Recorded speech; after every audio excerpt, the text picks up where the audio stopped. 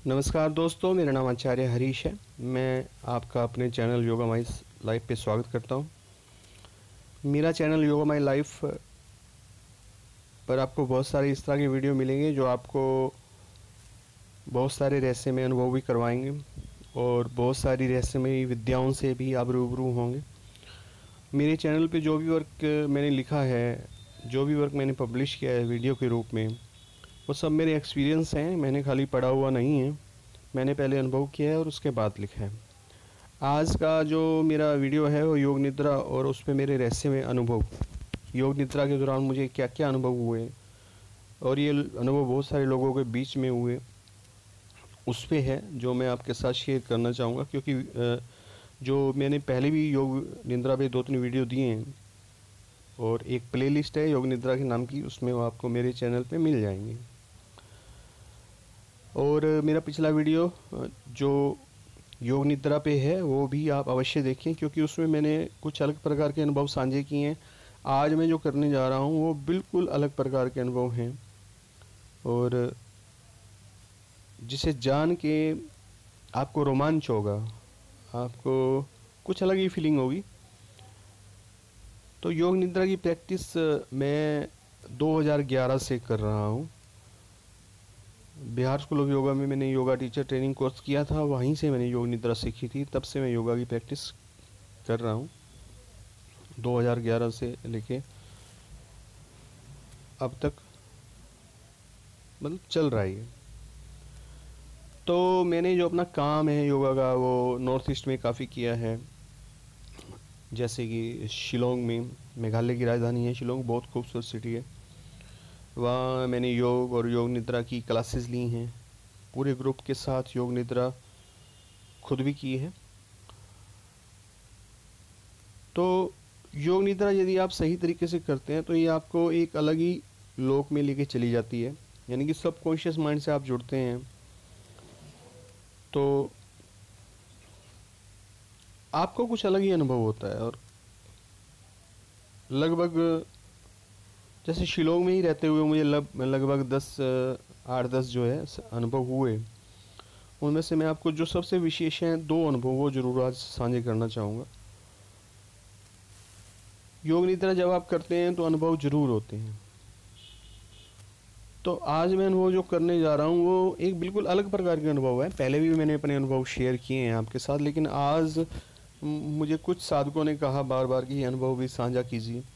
हालांकि मैं करना नहीं चाह रहा था ये, फिर भी सभी के आगाह पे मैं ये कर रहा हूँ। पहला अनुभव है उन्नत आत्माओं से मिलन। अब आत्मा होती हैं या नहीं होती हैं, इसके बारे में आपके बारे के मन में बहुत सारे विचार होंगे। आप गूगल सर्च इंजन पे या किसी भी सर्च इंजन पे जाके ऑर्ब्स सर्च कीजिए, ORBS, ऑर्ब्स, ORBS डालिए और देखिए कि ऑर्ब्स क्या होते हैं। ठीक है, फिर आप उनकी इमेजेस भी देखिए, ऑर्ब्स की इमेजेस भी देखिए कि ऑर्ब्स दिखते कैसे हैं। ये आप ज़रूर कीजिएगा, मतलब इस वीडियो देखने के बाद आप 2 काम कीजिएगा। एक ऑर्ब्स डालिएगा, व्हाट इज ऑर्ब्स, ORBS, और ऑर्ब्स की इमेज भी देखिएगा। तो मैं अपने अनुभव पे आ रहा हूँ। एक दिन जब रात को मैं योग निद्रा जब हम लोगों ने की और उसके बाद हम क्या योग निद्रा करते थे, फिर मेडिटेशन करते थे। लगभग आप लगा लीजिए कि ये 1.5 से लेकर 2 घंटे का सेशन होता था, यानी कि लगभग 45 मिनट्स की तो योग निद्रा होती थी और उसके बाद आप लगा लीजिए कि 45 से 1 आवर का मेडिटेशन का सेशन होता था। मेडिटेशन का यूँ होता था कि हमारा ग्रुप होता था, उसमें जिसको जो जितनी देर बैठ सके बैठ जाए और नहीं बैठ सकता था वो खड़ा होकर चला जाए अपने रूम में। तो मैं मेडिटेशन का सेशन जैसे ख़त्म हुआ तो मैं वहाँ से अपने रूम में चला गया, क्योंकि मेडिटेशन के सेशन के बाद हम बिल्कुल ब्लैंक हो जाते थे, एक दूसरे से बात नहीं करते थे, बात करने का मन भी नहीं करता था। तो चुपचाप उठ के अपने अपने रूम में चले जाते थे। तो रात का समय था, शिलोंग पहाड़ी इलाका है, पहाड़ पे वैसे भी जो है शांति हो जाती है रात को बहुत जल्दी। तो मैं रूम में गया हूँ तो मुझे लगा कि मेरा रूम ना बहुत सारे लोगों से भरा हुआ है। मुझे एहसास हुआ कि वैसे तो ये खाली रूम है लेकिन इसमें बहुत सारे लोग हैं। लेकिन मैं डर नहीं रहा था उस वक्त, मुझे पता चल चुका था कि बहुत सारी आत्माएं जो हैं मेरे रूम में हैं। परंतु भी क्या ये मेरा वहम था या वास्तव में ऐसे है, उसी वक्त मैं इस बात को कंफर्म करना चाह रहा था कि ये जो मुझे लग रहा है ये कुछ है भी या नहीं। तो कंफर्म कैसे हो सकता था? कंफर्म मैंने, एक और उन्नत साधक थे मेरे साथ जो साधना करते थे, उनको मैंने फ़ोन किया कि अ, जैसे यानी कि मैंने उनको इतना बताया कि कुछ गड़बड़ है। मैंने यही शब्द बताया कि यहाँ पे कुछ गड़बड़ है मेरे रूम में आज। उन्होंने जवाब में मुझे जो ये बता दिया तुरंत कि बहुत सारी अच्छी आत्माएं आपके साथ हैं और आपसे आध्यात्मिक ऊर्जा चाहती हैं और अभी चली जाएंगी।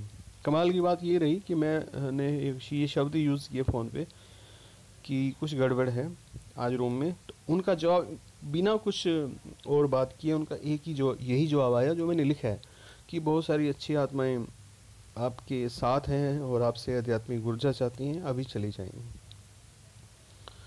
तो मैंने कहा ठीक है, अगर अच्छी आत्माएं साथ हैं, फ़ोन रख दिया तो क्यों ना इनके लिए प्रार्थना की जाए और इनको रास्ता दिखाया जाए। तो प्रार्थना में उसमें क्या होता है कि उनको प्रेयर करनी होती है ईश्वर से कि हे ईश्वर इनको रास्ता दिखाया जाए, और उन्हें लाइट की तरफ डायरेक्ट करना होता है। जो लाइट आप मेडिटेशन में देखते हैं, अगर मेडिटेशन में नहीं देखते हैं तो आप वाइट लाइट की तरफ उन्हें डायरेक्ट कर दें। तो ऐसा मैंने किया तो थोड़ी देर बाद मुझे महसूस हो गया कि सभी आत्माएं चली गई हैं। और एक दिन और क्या हुआ कि एक दिन शिलोंग में जो मेरे जानकार थे उनकी मृत्यु होगी। एक साधिका थी जो मेडिटेशन करती थी हमारे साथ, उनके हस्बैंड एक्सपायर हो गए। तो वहाँ पे थोड़े से नियम अलग हैं क्योंकि शिलोंग जो है वहाँ पे हिंदू धर्म तो माइनॉरिटी में है, क्रिश्चियंस और दूसरे धर्म जो मेजोरिटी में है। तो वो संबंधित थे वहाँ की लोकल जो जाति है, खासी जाति होती है वहाँ पे, उससे। तो वहाँ पे मृत्यु हो जाए तो उसके लिए कोई बहुत ज़्यादा वो लोग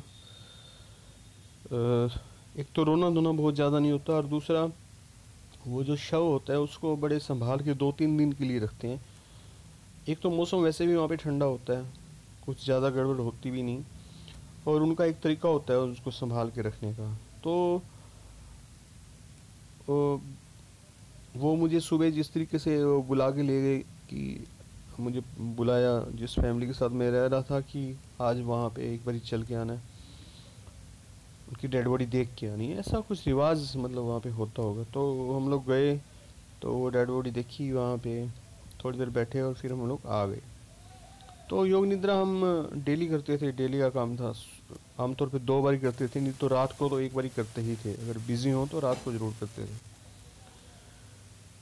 तो आज की योग निद्रा बहुत खास होने वाली थी कि योग निद्रा जैसे समाप्त होने वाली थी तो मुझे वो व्यक्ति जिसकी सुबह डेथ हुई थी उस रूम में हमारे आसपास चक्कर लगाता हुआ मिला, जिस रूम में हम लोग योग निद्रा कर रहे थे। देखिए, इन आत्माओं से और इन सब चीज़ों से जो परालौकिक चीज़ें होती हैं उनसे साधना करते करते डर बिल्कुल ख़त्म हो जाता है।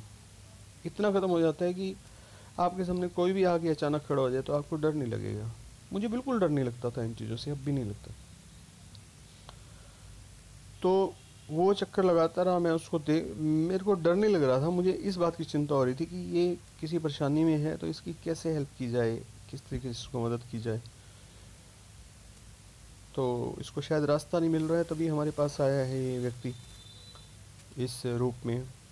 तो जब अब ये हो जाता है ना कि आप जो, जैसा कि मैंने पहले बताया कि आपके मन का वहम ना हो, तो उसको कंफर्म करना ज़रूरी होता है। वैसे तो योग निद्रा के दौरान जो भी एक्सपीरियंस हुआ वो आपके मन का वहम नहीं होता, तो फिर भी उसको कंफर्म करना ज़रूरी था क्योंकि और साधक भी वहाँ पे योग निद्रा करते थे। हम लोग नॉर्मली 5 तो होते ही थे, घर के मेंबर थे 5 या 6, 5 से ऊपर ही होते थे। तो मैंने सोचा मुझे हुआ है तो कम से कम किसी और को भी तो ये एक्सपीरियंस हुआ ही होगा, ऐसा तो हो नहीं सकता कि नहीं हुआ हो। तो जैसे मैंने उसी साधक से जिससे मैंने पिछली बार कंफर्म किया था, मैंने उससे आंखें मिलाई, ओनली आंखें मिलाई। उनका जवाब आया कि वो अंकल आए थे आपके पास, घूम रहे थे, आपसे एनर्जी चाह रहे हैं, तो अब आप जो मेडिटेशन करेंगे उनको कुछ ना कुछ दो। तो अब ये कमाल की बात है कि दूसरा भी वही की वही बात, मैं आपको बिल्कुल सच बोल रहा हूँ, कुछ भी इसमें झूठ नहीं बोल रहा, कुछ भी बना के नहीं बोल रहा, जो हुआ वैसे का वैसे बोल रहा हूँ।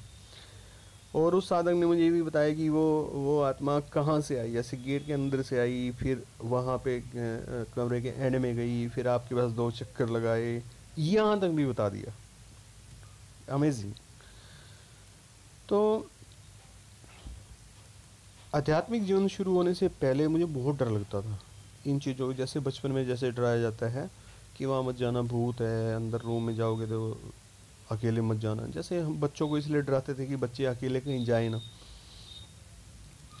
तो फिर जैसे मेरा आध्यात्मिक यात्रा मेरी पिछले 12 सालों से चल रही है, 12 या 13 सालों से। फिर जीवन में तरह तरह के आध्यात्मिक अनुभव हुए, तो ये डर जो है बिल्कुल ख़त्म हो गया, यानी कि इसका नाम ही ख़त्म हो गया इस डर का। और फिर कई ऐसे अनुभव हुए, जैसे मैं योग निद्रा करवा रहा हूँ या मेडिटेशन का सेशन ले रहा हूँ, मान लो किसी किसी इंस्टीट्यूशन में जाके ले रहा हूँ, जैसे कॉलेज, स्कूल या और गवर्नमेंट के इंस्टीट्यूशन भी मुझे बुलाते रहते हैं इस तरह के सेशन लेने के लिए। तो वहाँ पे वो फ़ोटोग्राफी भी करते हैं क्योंकि उनको अपना रिकॉर्ड रखना होता है।